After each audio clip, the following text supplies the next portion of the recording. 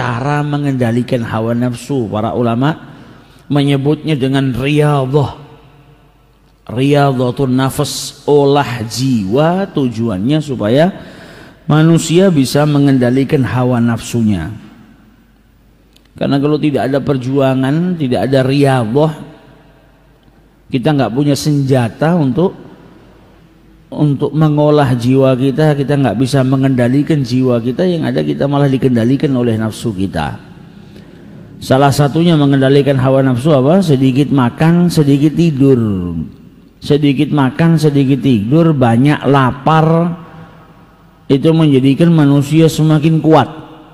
Kalau zahirnya sedikit makan orang lemes, tapi pada hakikatnya orang yang sedikit makan itu justru kuat. Bahkan dari segi medis itu orang kalau kebanyakan makan banyak penyakitnya.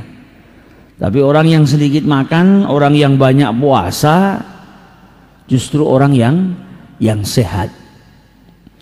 Banyak makan hanya akan menjadikan manusia lalai, banyak makan hanya akan menjadikan tubuh manusia itu lemas, banyak makan hanya menjadikan tubuh manusia itu semakin malas.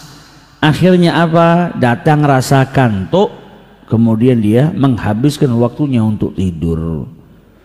Sayyidina Luqman Al-Hakim mewasiatkan kepada anaknya apa? Jangan banyak tidur, jangan banyak makan. Barang siapa yang memperbanyak keduanya, wahai putraku, kata beliau, jaa yaumal qiyamah mukhlisan, jaa yaumal qiyamah muflisan minal a'malis shalihah. Orang yang banyak makan dan banyak tidur itu kelak akan datang di hari kiamat bangkrut daripada amal-amal soleh. Kenapa dikatakan bangkrut? Yang lainnya bawa banyak amal soleh, dirinya karena di dunia banyak makan, banyak tidur, amal solehnya sedikit. Setiap hari kerjaannya apa? Tidur. Kalau bangun daripada tidur makan banyak, ketika makan banyak akhirnya tubuhnya lemas, tidak bisa beramal. Yang ada malas, ngantuk, akhirnya kembali tidur lagi. Setiap hari dia hanya menjadikan waktunya untuk makan tidur, datang di hari kiamat gak bawa apa-apa. Yang ada penyesalan. Andai saja dulu waktu saya di dunia saya sholatnya di masjid, andai saja dulu saya waktu hidup di dunia saya berpuasa, andai saja. Yang ada hanya berandai-andai. Karena apa? Waktu yang di dunia sudah terlewatkan, gak bisa kembali lagi. Nah, ini bahayanya orang yang banyak makan, banyak tidur, dan banyak makan dikatakan juga bisa menjadikan manusia itu lupa. Sehingga Nabi Allah Yusuf alaihi salatu wassalam bahkan di saat dia memegang kekuasaan menjadi seorang gubernur yang kaya raya, beliau malah banyak berpuasa. Ketika ditanya oleh orang-orang yang hidup di zamannya, lima tukthirus saum, kenapa engkau malah banyak berpuasa sedangkan khazainul ard, kekayaan yang ada di muka bumi ini ada di tanganmu? Apa kata Nabi Allah Yusuf? Saya takut kalau saya itu kenyang, maka saya lupa dengan orang-orang yang lapar. Nah, orang kalau sudah kenyang kepeduliannya hilang. Orang kalau sudah kenyang, ya itu tadi, jadikan tubuhnya lemas dan lain sebagainya. Nabi Allah Yusuf dia riyadhahnya apa? Banyak berpuasa supaya apa? Ingat dengan orang-orang miskin, ingat dengan orang-orang yang lapar. Karena ketika merasakan apa yang dirasakan oleh orang lain, itu akan muncul kepedulian. Kalau nggak pernah ngerasakan, nggak peduli, nggak tahu penderitaan orang lain. Pada kesempatan yang lalu kita sudah bahas bagaimana salah seorang wali Allah namanya Ma'ruf Al-Qurhi, musim dingin punya mantelnya nggak dipakai. Di dalam rumahnya dia pakai pakaian yang tipis dan menggigil kedinginan. Ketika ditanya, ini ada mantel kenapa tidak kau pakai? Apa jawab Ma'ruf Al-Qurhi? Di luar sana banyak orang yang menggigil kedinginan atau bahkan mati karena kedinginan, dan mereka nggak punya mantel. Kata beliau, kalau saya nggak bisa membantu mereka meringankan rasa dingin ini dengan memberikan mantel, minimal saya merasakan apa yang mereka rasakan. Ini sudah mempraktekkan apa yang disabdakan oleh Rasulullah SAW, mukmin dengan mukmin yang lain itu seperti tubuh yang sama. Jangan sampai kau biarkan saudaramu sesama mukmin itu menderita. Sampai beliau melakukan apa? Kalau saya nggak bisa bantu, minimal saya merasakan apa yang mereka rasakan. Kalau nggak ada rahmah di dalam hatinya, nggak mungkin berbuat demikian. Yang ada tidak peduli dengan saudaranya, mau mati saudaranya, mau kedinginan seperti apapun terserah. Yang penting saya terselamatkan, yang penting saya tidak merasakan kedinginan. Akan tetapi beliau malah berbuat demikian, menunjukkan bagaimana hati beliau, bagaimana beliau bisa mengendalikan hawa nafsunya. Kalau ngikutin hawa nafsu dipakai itu mantra, nggak peduli dengan yang lain. Nafsu minta tapi ditahan sama beliau. Nafsu minta tapi dilawan oleh beliau.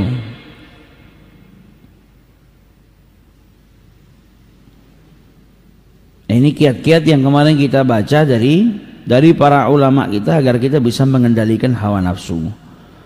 Sampai dikatakan oleh para ulama kita, kalau ada dua hal kita nggak tahu mana yang lebih baik daripada kita, lihat di mana nafsu kita milih. Ada dua hal disuguhkan kepada kita, ini mana yang baik buat saya nggak tahu. Maka sampai dikatakan mana? Lihatlah nafsumu itu condong kemana, mana yang kau inginkan. Kalau kau menginginkan yang itu, maka tinggalkanlah. Bukan halal sama haram atau haram sama haram ya. Kalau sudah haram ya pasti nafsu akan milih ke itu, tinggalkan karena itu haram. Ini bukan halal sama haram, tapi kita nggak tahu di antara dua yang baik ini mana yang baik buat kita. Lihat nafsumu condong kemana. Yang dicondongin oleh nafsumu tinggalkan, ambil yang berat. Karena nafsu itu pada tabiatnya selalu pilih yang ringan, yang gampang dikerjakan. Yang mudah-mudah itu biasanya kalah sama yang berat. Ketika yang berat dipilih, maka dia akan dapat derajat yang lebih mulia. Dia akan mendapatkan maslahah yang lebih baik. Nah, itu bahayanya hawa nafsu. Sampai para orang-orang besar, para wali-wali Allah Subhanahu wa ta'ala yang kita telah baca kisahnya mereka, bagaimana mereka mengendalikan hawa nafsu.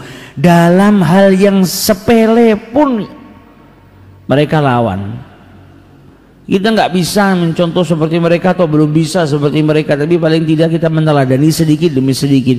Mereka bahkan dalam perkara makan saja, nafsunya pengen makan ini ditinggalkan.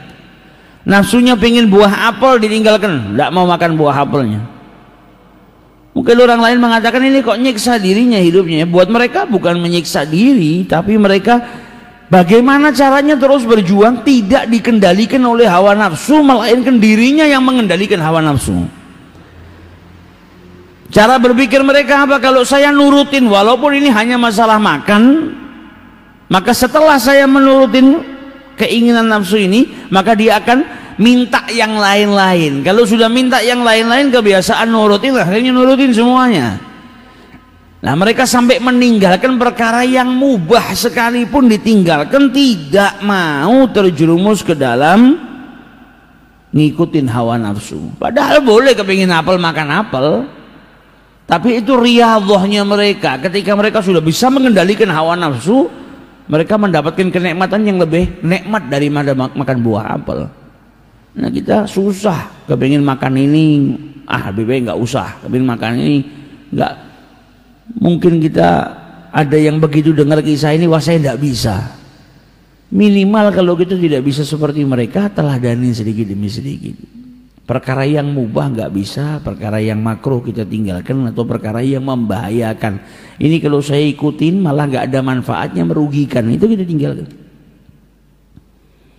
Karena kalau kita sekali nurutin hawa nafsu, dia terus akan nuntut, minta kepada kita agar kita keluar nanti akhirnya dari jalurnya Allah Subhanahu wa ta'ala.